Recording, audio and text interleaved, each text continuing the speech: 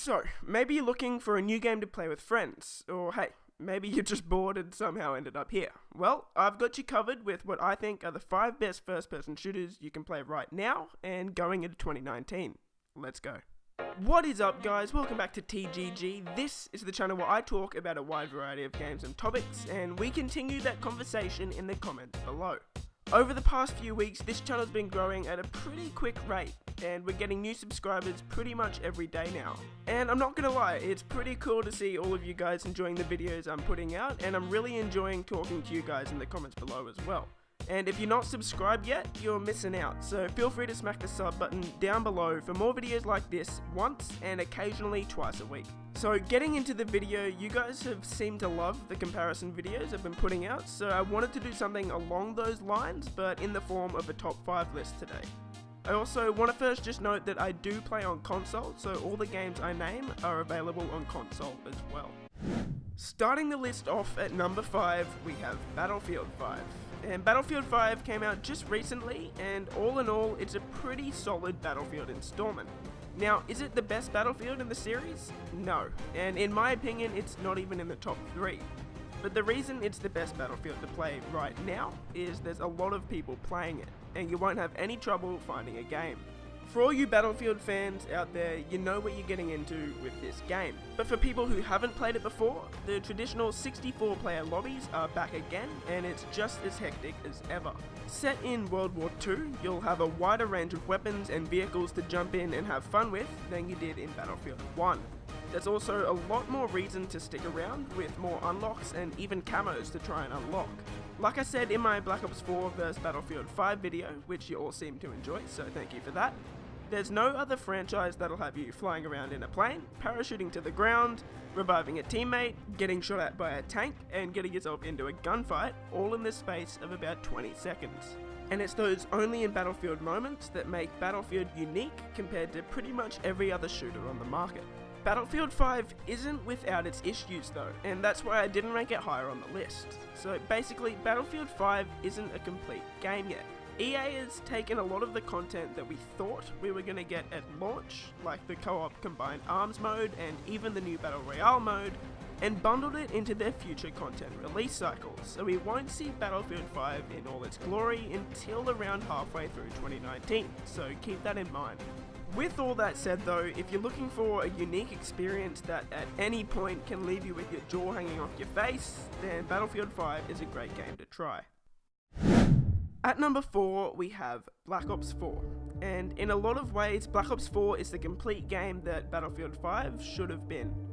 At this point, I'm pretty sure every gamer in the world has played a Call of Duty game, so you sort of know what to expect. And as a long-time Call of Duty fan myself, I've gotten pretty bored with the series over the past few years. So imagine my surprise when I found myself saying, "This is the most fun I've ever had with Call of Duty since Black Ops 2, while I was playing Black Ops 4 for the first week straight." Black Ops 4 has brought Call of Duty back to relevance this year with a revamped multiplayer, the classic zombies mode that we all know and love, and a really good Battle Royale mode that I think caught the entire community off guard. Small changes to the multiplayer, like no automatic health regen and the reintroduction of the specialist system, make every game feel unique, which I can't believe I'm saying considering this is Call of Duty we're talking about. But it's true, and along with that, the game brings back some fan favourite maps from the Black Ops series, like Firing Range, Slums, Summit, Jungle, and of course, Nuketown, which for a long-time fan makes the game feel a bit more special. As for zombies, well, it's zombies. Not too many changes here, but still as fun as ever. But the part that I really want to talk about is the Battle Royale mode, Blackout. For a lot of gamers, Blackout is their favourite Battle Royale on the market, and I, for one, was certain that the Call of Duty gunplay wouldn't translate over into the Battle Royale mode. But I'll admit, I was wrong. And along with that, the game brings a map that is unique, but also a massive piece of fan service, with the map consisting of small parts of multiplayer and zombies maps from throughout the Black Ops series. So if you're looking for a game that provides more than just a multiplayer, but an all-round experience, definitely give Black Ops 4 a go. Coming in at number 3, and yes, I know, I'll probably cop a bit of hate for it, but it's Destiny 2 Forsaken. Now, I'm sure a lot of you have already started your hate comments in the comments below, but please hear me out for this one. For those of you that haven't played Destiny in a while, or maybe ever, it's come a long way over the past year in particular. The last big expansion, Forsaken, put the game in, at least in my opinion, the best place the game's ever been.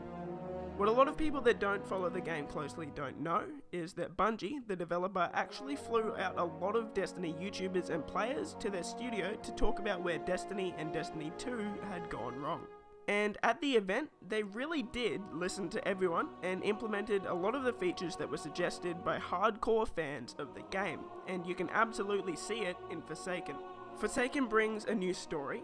Yes, there's actually a story that isn't absolute garbage, beautiful new locations, and endgame content that's kept players playing for months after the DLC's release. Forsaken's raid, The Last Wish, has some of the most amazing scenery and one of the best boss battles in the franchise's history. And the raid alone makes this game a must-play for any RPG fans. Along with the raid, there's new strikes, missions, and a bunch of other PvE activities to play. And it brings Destiny to a point where it's now a respectable game, and one that I think should be played by any FPS fan. At number 2, we've got Rainbow Six Siege. What makes me rank Rainbow Six so high on the list is the fact that it stood the test of time.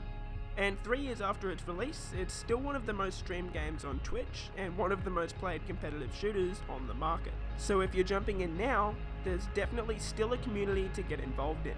For those of you who aren't familiar with Rainbow Six Siege, essentially it's a highly competitive 5v5 shooter pitching an attacking and defending team against each other. And to the developers' credit, they've supported the game, still adding new operators and content in to this day. One of the first things to know before you jump in though, is you're probably going to suck at it for a while, because the skill gap is pretty big in this game. But if you're willing to put in enough time to get better and learn the ins and outs of the game, you'll find yourself in a community of die-hard fans. And I'm going to be brutally honest, I suck at the game, alright? And even though I'm not great at it, I can see the appeal of Rainbow Six, and that's why I still see it as one of the best first-person shooters in the world in 2019. And yes, I think the best first-person shooter to play in 2019 is Overwatch. Here's why. Overwatch released in 2016, and since then, a hell of a lot of games have come out, and I've been playing a lot of them. But whenever there's a lull period in the gaming world, it's always been the game that I've come back to. Just like Rainbow Six, the developers have brought in new maps and characters pretty much every month since the game's been out, and it always seems like there's something new to do or something new to unlock. If you haven't played Overwatch before, similar to Rainbow Six Siege, it's a highly competitive role-playing game, and also similar to Rainbow Six, each character is unique and requires a lot of time to master. Once you find your character, or your set of characters in Overwatch, you're hooked. And personally, I've tried to master more than one, which has led to me putting hundreds of hours into the game. But friendly word of advice, before jumping into voice chat, you should know Overwatch is also one of the most toxic games on the market. See, because of how intense the games can get, if someone isn't doing their job correctly, or even if the game just causes you to get stressed out, Overwatch can quickly turn into a bad experience. And Seagull, a popular Overwatch YouTuber, actually just made a really good video on that, so I recommend checking that out. And even though that can be a regular occurrence, for some reason it still doesn't make me put the game away, and I still find myself playing it to this day. And that's why I think it's still the best first-person shooter you can get in 2019. So, what first-person shooters are you guys going to play in 2019? Let me know, and let's start a conversation in the comments below.